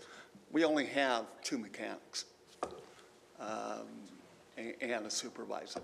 So although there are 6 bays, because depending on what type of vehicle that's going in there, whether it be a police car, a fire engine, an ambulance, they'll go to different bays depending on which bay can handle that, whether an engine needs to be pulled or it's as simple as an oil change. So are all 6 bays working at once? No, they aren't. As far as the lease, I can't go into details. A lease has not been signed because it can't be signed unless this goes through. But I can tell you it does require insurance. It does require priority for West Covina vehicles in it. As far as what the Ford agency would primarily be using it for is they do a lot of fleet repair. They handle, if you've ever seen those trucks at the airport that lift up to the planes that they put meals in, they have a contract with them to do that. They have contracts with some of the grocery chains to do work on their fleet. So that's primarily what it would be used for. Would there be time where if a fleet is having maintenance done that they might drive it right to that? Yes, but it wouldn't be the regular general public. And if there's any other questions. So I think I heard you say it would alleviate my concerns. Within the lease, there is a clause saying that our vehicles would get priority. Yes. Thank you. Yes. One quick question. Who initiated it? Was it us or West Covina Ford? It was actually them. They wanted it. Yeah. Are they doing some maintenance of our vehicles now? Yes. They do all of our Ford vehicles, which is just all of our police vehicles today, and some of the vehicles that are used by Public Works. Anyone else? Just Commissioner one May. comment. So it appears then, right, today, as its pre-existing condition, it's being used maybe at about 25% capacity in terms of the number of Yes, bays. yes. So 2 bays are maybe quote-unquote active, and the other 4 are being used At for any one time. storage or Well, as. no, all 6 bays are used, Okay. but not all at once. Correct. Again, because they can only work on 1 or 2 vehicles at a Okay. time. I guess on average, though, it would be like about a couple vehicles then. Right. And the balance as you move through the process. Okay. Correct. That's it for me. But 6 bays are available for repair? Yes. Okay. Yes. And we currently have two employees? 2 mechanics. 2 mechanics, right. Right. So at that point, then, once they go in there, then they would bring their mechanics in? Yes. So there could be 6? Or more. Or more, yeah. And they would supervise that? We would not supervise that? We would not supervise that. Thank you. As far as our vehicles, both Public Works and the police and fire department have people in charge of maintenance of their vehicles, so they send them over and check on the priorities, and they would do that in concurrence with Ford. Thank you very much.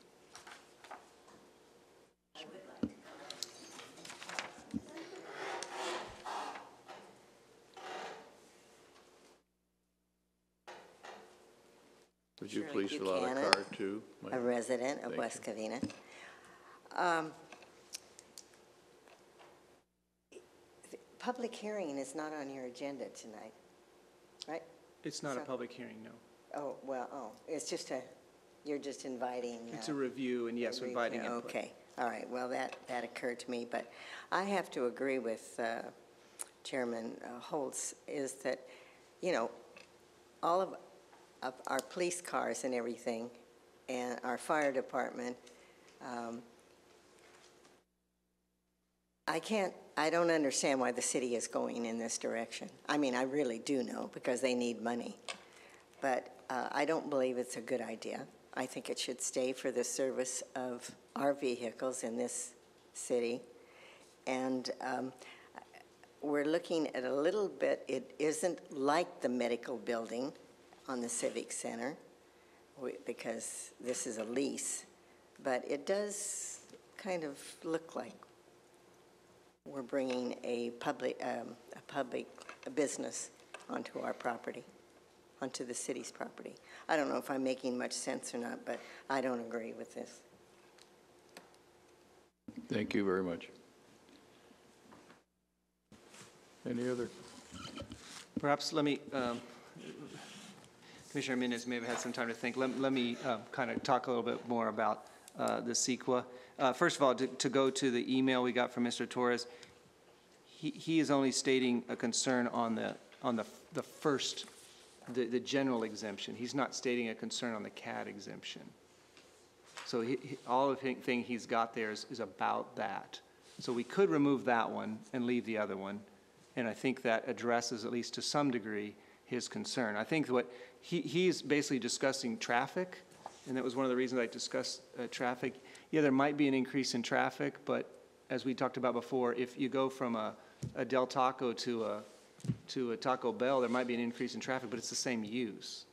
And we might change the way we perform functions, and traffic might go up or down with the use that we have there. So I understand why he's saying that, but I don't agree with him when I analyze it for CEQA determination, because uses change through time anyway. It's just part of the nature of the beast. And I think I am in agreement. It's just some of the wording about increased traffic, GHG, emission, and these are typical technical studies, right, that you see with the IS. I'm just fearful that moving down the road, that at the next decision-making point, that this discussion comes up again, and then you end up having to address the CEQA. So I guess the genesis of my comments are really to try to drive and enforce the strongest or the most watertight of exemptions that are being used under the California Environmental Quality Act. That's really, I think, where I'm coming from. Thank you. Anyone else have comment? No. Okay, so I think that brings us to. Okay, so yeah, I agree with my fellow commissioners about everything that's been brought up as far as concerns. But I also trust that the council has the ability to negotiate and enforce and oversee a lease that's in the best interest of the city financially and in all other aspects. So, you know, so I'll focus on the use and comfortable moving forward. That's my comment. Was that a motion? It was not, but I will make a motion. I'll make a motion to approve. Do we have a second? I'll second. We have a motion and a second.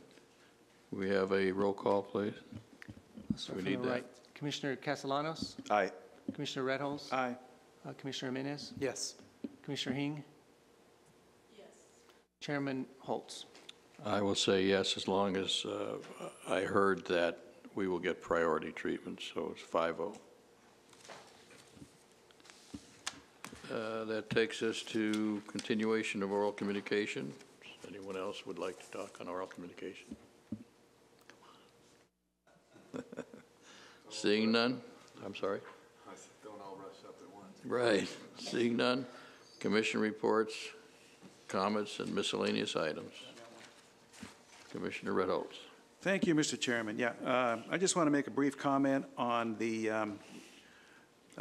we had a very nice and apparently successful July 4th celebration in the city.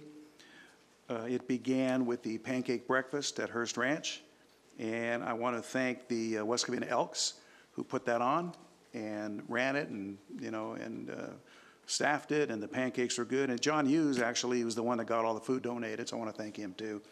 And they did, I think it was 400 people were served, which was about 100 more than the last year. So, you know. From IHOP Yeah, he got everything from IHOP. He gets it donated every year, and they did it again this year, so we thank them too.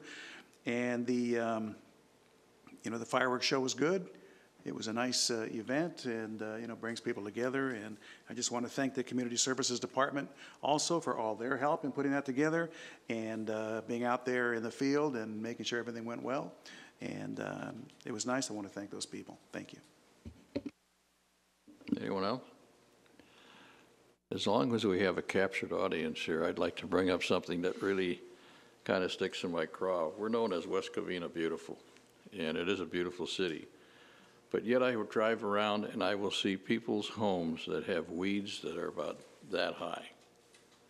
And I'm not sure if it's code enforcement or it's the fire department, but if they don't want to water their lawn, that's one thing, they want brown dirt. But when they let the weeds get that high, and they don't even go out and weed whack it, I think we ought to have a way for code enforcement just to drop a card off like you do for a car that's 72 hours. Just put it on somebody's, front door and give them 2 weeks to clean up their yard, to clean up the weeds. It's a fire hazard. It looks terrible. And I never see any changes. It's the same way. So I'm asking our mayor if maybe he can look into that and maybe do something or put a little, I'm not sure if that's code enforcement or fire department. Please.